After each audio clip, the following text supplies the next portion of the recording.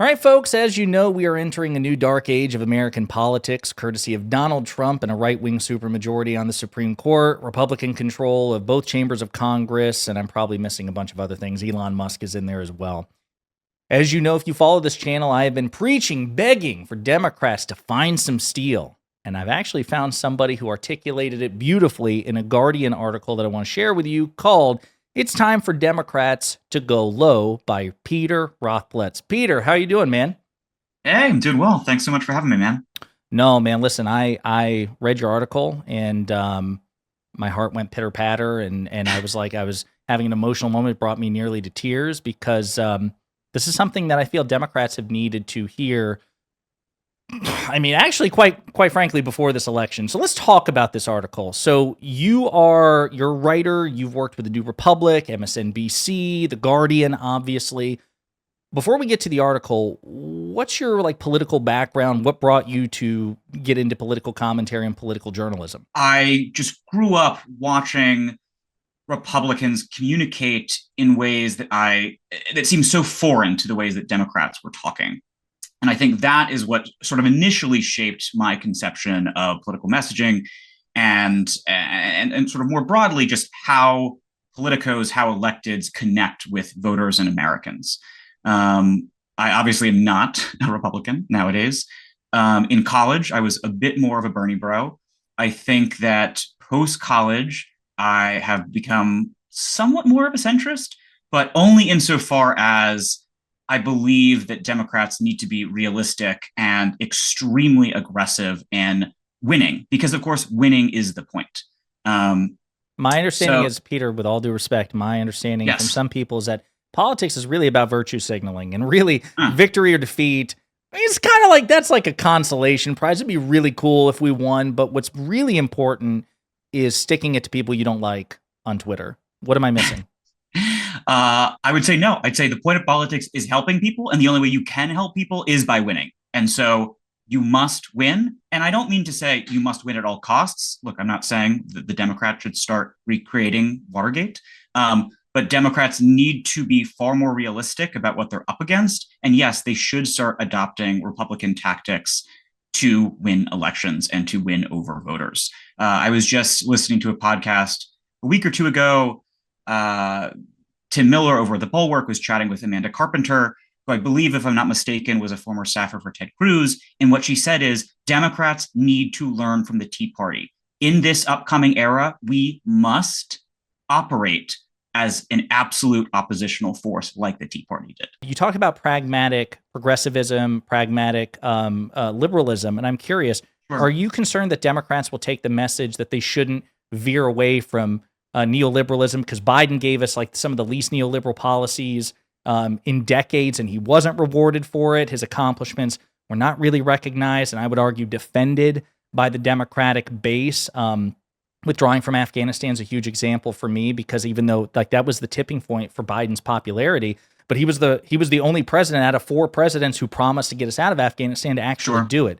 Or what do you think about that? Like that some people might take the wrong lesson from this and say, actually, we need to tack to the right. Oh, absolutely. I mean, I think case in point, the Lake and Riley bill that I don't know off the top of my head, but at least 10, maybe a dozen or more Democrats just voted for. It's draconian. Um, and I think to your point, yes, there will be Democrats that learn the wrong lesson. It is factually true that most districts, a vast majority of districts across the country, did trend to the right. But guess what? Almost every single incumbent government that faced an election, this or not this, but last year, lost vote share. Again, I don't have the percentage off the top of my head. I think it's around 60 to 70% of principals, prime ministers, or presidents who faced elections lost. So it may very well have just been the cost of eggs. We can have a separate conversation about Biden's horrible foreign policy. We can have a separate conversation about fumbles domestically.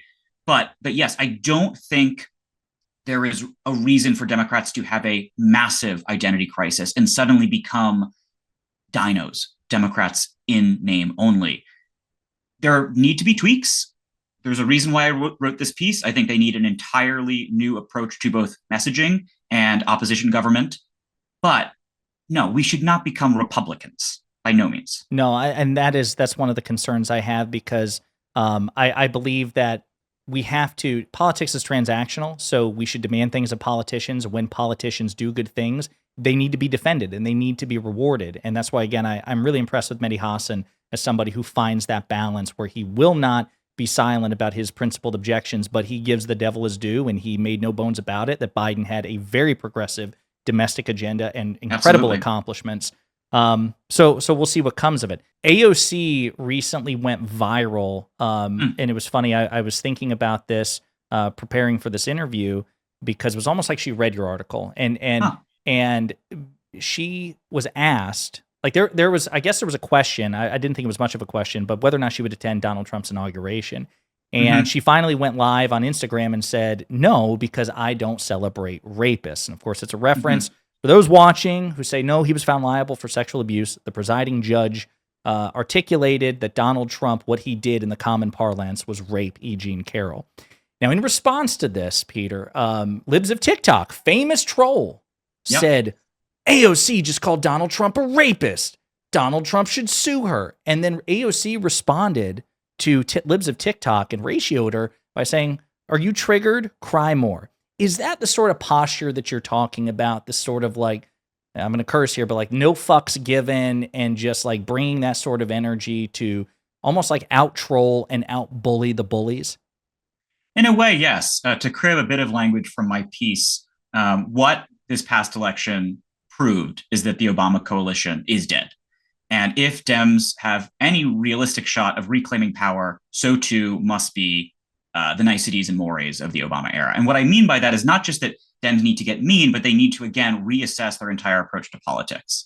And so Trumpism has corrupted American politics, the American political system, in so many ways. But one of the ways where it's most obvious, or that is most obvious, is that American voters now expect their elected representatives to be cultural warriors, vicious cultural warriors on their behalf. And you see this on both sides of the aisle. On the right, you have it in Nancy Mace and her deranged, psychotic bullying of Congresswoman Sarah McBride. Peter, I just want to interrupt just 1 second. Yes. Be careful, because if you say Nancy Mace 3 times in a mirror, she pops up behind you. So just tread lightly while you're in the ski shack, okay? Thank you for the warning. You have Marjorie Taylor Greene being one of the most successful fundraisers on the right. You have every single elected Republican purposefully mispronouncing the vice president's first name for years and years and years now. And again, I don't want to suggest this is only an issue and only a phenomenon on the right. On the left, look to Congresswoman Jasmine Crockett and her famous fight with aforementioned MTG, where she called her, or rather referred to her, bleach blonde, bad built, butch body. She had so many donations after that happened. And I would further add that arguably the strongest moment of the campaign for Harris, at least in terms of Democratic enthusiasm, was when she and Tim Walz were making jokes about J.D. Vance maybe engaging in relations with a couch. The voters on both sides of the aisle are clamoring, for this type of energy. They want to know that their lawmakers actually care about them and actually recognize the stakes of politics right now. What about tactics, legislative tactics? And I'd like to give you an example. You mentioned the Obama coalition. When Obama was president, Mitch McConnell famously said, we want to make him a one-term president. And it also circles back to what you said at the beginning about Democrats need to become an oppositional force. That's the posture that Republicans took first under Newt Gingrich during the Clinton years, and then Mitch McConnell improved upon the playbook. They denied President Obama Supreme Court seat. So I'm going to throw a hypothetical to you, and I'm curious what Peter has to say about this. You have a Republican president, a Democratic-controlled Senate, and a vacancy on the Supreme Court. Would you advise the Senate Democrat majority to deny that Republican president a Supreme Court seat, given that turnabout is fair play? Or do you think that's taking it too far? Perhaps this is me cheating, but what's the composition of the court? Right, because that's what really matters. Mm-hmm. Let's say the midterms, we get a miracle. It's probably not going to happen. The Senate map is pretty brutal. And let's say that Democrats flip the Senate in 2026. and let's say Justice Thomas retires or passes away, so it would be one vacancy, you would still have a Republican majority on the court. What would you advise Democrats to do? Not to put you on the spot, but I'm curious. No, I mean, I would want to think through it more, but I'm inclined to say that we match their tit with a tat and you employ the McConnell model.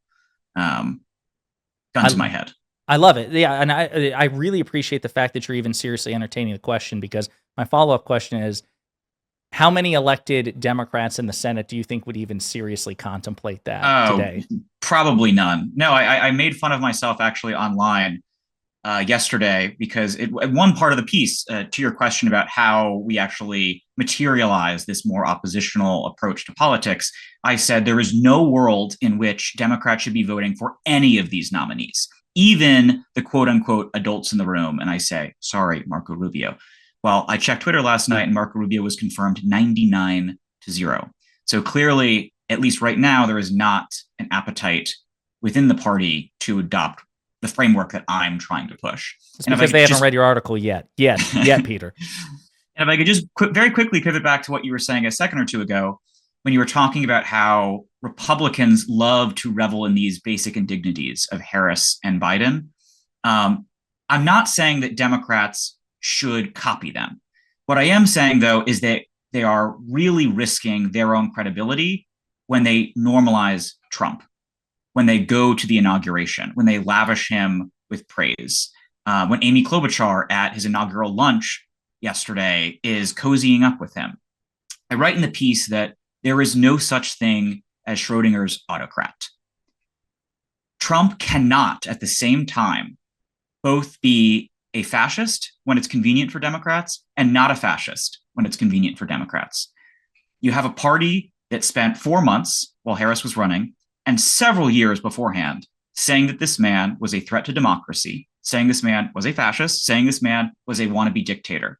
And to now act like everything is hunky-dory and that he's just another, George H.W. Bush is bonkers, and you are actively hemorrhaging your credibility. And the party doesn't have much to spare right now. Have you seen anything? I know we've seen examples of them not deferring to the wisdom of your article, but have you seen any signs that they are more receptive to it? I don't know. I guess a recent example that comes to mind, I think Senator Chris Murphy earlier today, while grilling Elise Stefanik, former Congresswoman Elise Stefanik, brought up the very curious gesture that Elon Musk made during one of Trump's inaugural speeches on Monday. And he said in no uncertain terms it was a Sieg Heil, which I don't know if in another era, or even say a year ago, a Democrat would feel so bold to say. And I think Murphy, I have issues with some of his policy positions, but he's been very outspoken in that the party needs to reform its messaging, needs to be more muscular, needs to be more aggressive, in a style that's pretty similar to what I've advocated for. And that to me, that surprised me. And not only that, but I go a little bit further. Stefanik then issues a pretty boilerplate expected response saying that, of course, Elon Musk did not do that. Of course, yada, yada, yada. And Murphy then took an additional step to read the names of all, or not all, but several white supremacists and far right accounts online who had seen the gesture and praised it as a Nazi salute. And that impressed me. Again, I don't think that's the type of boldness that we usually see from Democrats. Is there anything that you would, again, if you were advising elected Democrats, where you would say, okay, this is a safe exception for you to say yes, or would it be no all the way around? Off the top of my head, I do think the debt ceiling is a separate category. I don't think we should sink our economy or the global economy. But in general, yeah, I would say we need to adopt an extremely belligerent war footing. And I think our default position should be no on just about everything. I have a caveat in the article. I say that if Mike Johnson decides to put DC statehood on the table, maybe we can have a separate conversation in terms of what we're willing to concede. But again, in general, default position should always be no. So, yeah, as your article suggests, it's really about concessions. If Republicans give us meaningful concessions, then we'll be willing to trade votes on things. But otherwise, just a blank check, yes, is off the table as far as you're concerned, or should be. Yes, correct. Yeah. You said something there that occurred to me as well. You know, under the next year, the next 4 years, Trump's in power, and one of the things I'm concerned about is when it comes to blaming Trump for things that go wrong in this country. I don't think Democrats will do. So you recall during the Biden administration when gas came up, when there was a rainstorm or anything, it was all Biden's fault. Biden did that. Would you like to see Democrats adopt that posture as well, in addition to saying no, which is like today, he was supposed to end the Ukraine-Russian war in 24 hours. You know, he said he was going to cut grocery prices within a matter of days. How much should Democrats be messaging as far as like the assignment of blame? A lot, but with an asterisk. And when I say that, I mean that Democrats cannot risk appearing hysterical. And so they need to focus on what Trump does and not what Trump says. I know that's not a novel prescription. Folks have been saying that for years, but Democrats haven't learned the lesson. I don't think Trump is going to seize Greenland. I don't think Trump is going to seize the Panama Canal. And I don't know if it's really been worth it to have a 72 plus hour news cycle about things that's just crazy bullshit that's coming out of his mouth. I think instead they should be talking, for example, about the ICE raids that are reportedly beginning across the country. To go back to what I was saying at the top, there is a marked difference between talking about the bad things that are happening and attributing them to Trump and running around with your hair on fire. Because I think that, look, Americans at this point are used to Trump. They know he's chaotic. They know he's bombastic. They know he says crazy stuff.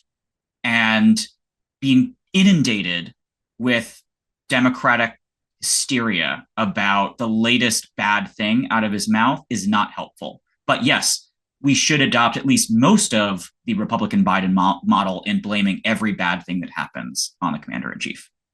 Well, Peter, listen, I mean, I love the article. I love it. There's so many eyes on it. I'm sure that this is something you're going to be monitoring pretty closely, as we deal with this minority for at least the next 2 years. Where can people find you if they want to like see more of your content, read more of your content? Where's the best place to find you? Yeah, thanks, man. I appreciate it. I have a weekly contribution deal with The Guardian, so I try and have pieces out every Friday or so you'll see more. You can find me at Prothplease on Instagram, Prothplz, and I am Peter Twinklage. Yes, that's a play on Peter Dinklage on Twitter. Thanks, man. Perfect. Really enjoyed this. No, absolutely, Peter. I appreciate it, and I'm sure we'll be talking soon. Thank you so much for your time. Thank you.